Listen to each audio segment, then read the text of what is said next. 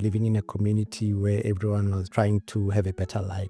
Everyone is hardworking. We don't have much. My parents also didn't have much. What are some of the common mistakes? Is to be aware of your means. Yeah. Where not to overextend yourself. And so people don't plan for how they spend them. And that would be the genesis of your problems. Hello, beautiful souls. Welcome to Mindful Moment Clips. On this episode, we will be unpacking all things mind your finances with Lebogang. Please note that this is not a financial advice that we are offering. We are merely sharing our experiences with finance.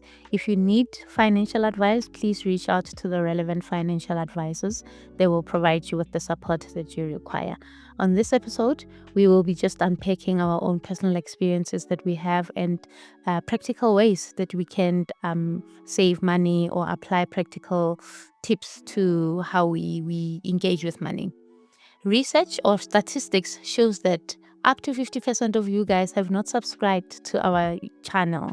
Please click on the subscription button, turn on your notification bell, like this episode, and engage with us in the comment section. It is completely free to subscribe and to engage with us in the comment section. So please, we would appreciate your support.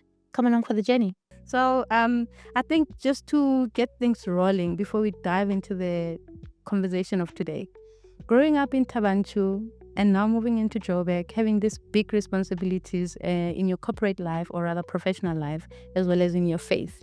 Can you tell me about some of the philosophies that framed your relationship with money and the discipline around that? Yeah. So look, born and raised in Thaba Nchu, fairly rural. At the time, it's developed somewhat to date.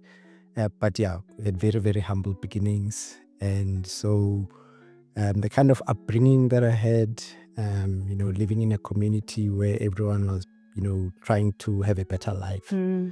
Basically, didn't have much. Yeah. And everybody was trying, making a plan.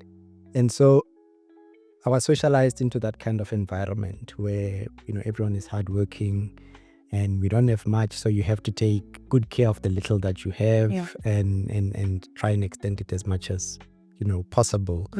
And, some of my early memories, growing up with my grandmother, who at the time, she was, she had already retired, but she was trying to get some additional income, for the household, selling various things, your sweets, ice, peanuts, so various things that she would be selling, which especially during school holidays, we would also help with that. So you sort of get a sense from an early on in your life that look, as much as we don't have enough, but we can always make a plan. Yeah. And so, yeah, some of those principles basically started shaping my approach, my thinking around finances, and what I do today. Some of those things I learned, back in the day. Earlier on, like those foundational principles, basically, that are with you for life, and that has shaped the person that I am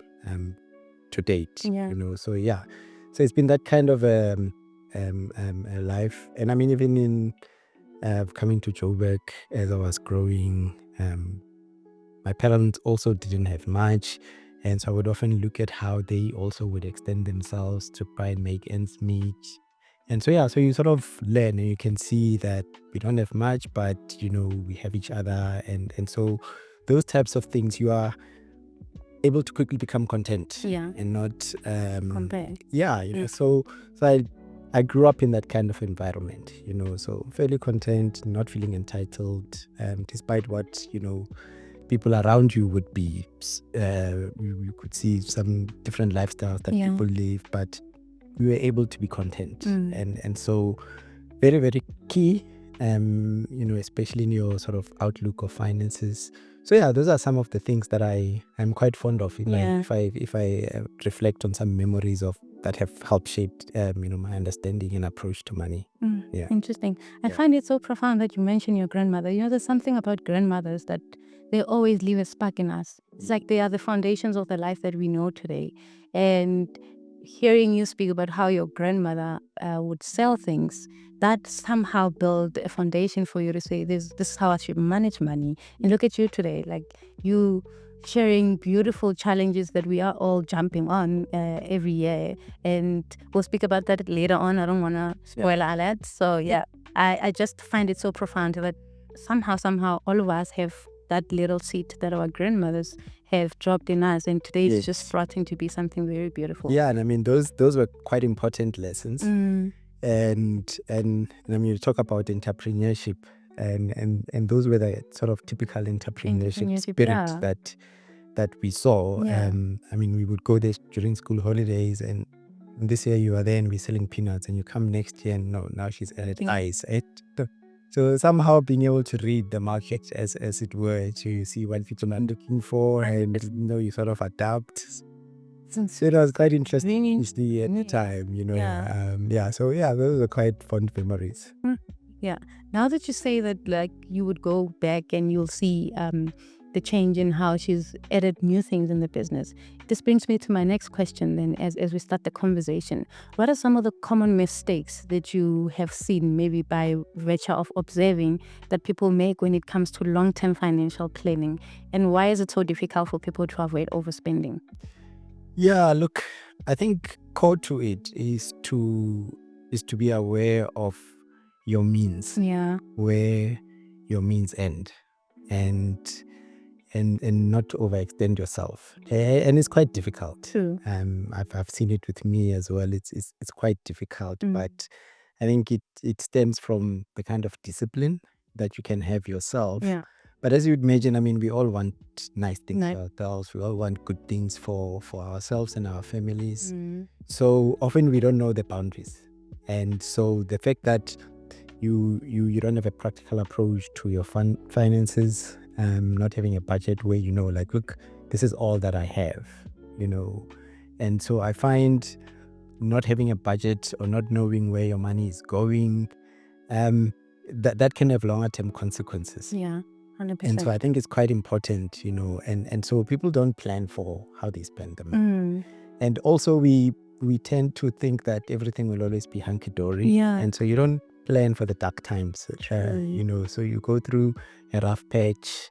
It could be illnesses or a death in the family or some accidents and all of that, and you find you're not well prepared. Yeah. And that's where some of your financial challenges may start from, So I think if one can have an appreciation of how far can I extend myself and my funding, and how can I build some funds for those rainy days. Yeah. I think those types of things are easy for us to overlook, and that would be the genesis of your problems, basically. So I think if I was to check, that some of the mistakes would be not knowing where your money is going, not knowing how much you have, where it goes, not planning for those rainy days, not thinking about maybe investing. So I think it all centers around your approach to funding, and just thinking, you will always be self-sufficient, and you don't really pay attention to how you spend your money.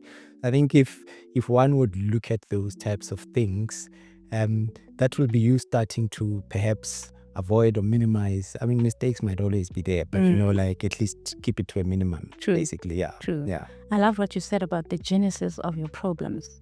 Most people don't really understand that there's a root cause to where they are today, and they just think, but that's not the case. That's the genesis of your problem, the beginning of everything. That is so profound. I'm going to take that and run with. And I think it's because we hardly go back and check, like, where did I go wrong? And so you in this continuous spiral of I can't get out of financial challenges and all of that. And so and I mean, if you've got a budget and you learn to be content, like, this is what I have and this is where my means end. I think it can be a good start for you to be self-sufficient and manage your finances very well. Thank you for tuning in. Please remember to like, subscribe, turn on your notification bell to know the next time we upload an installment, and leave us a comment in the comments section. If you want to watch the full episode, the link is somewhere on our screen. We'll see you on the next one.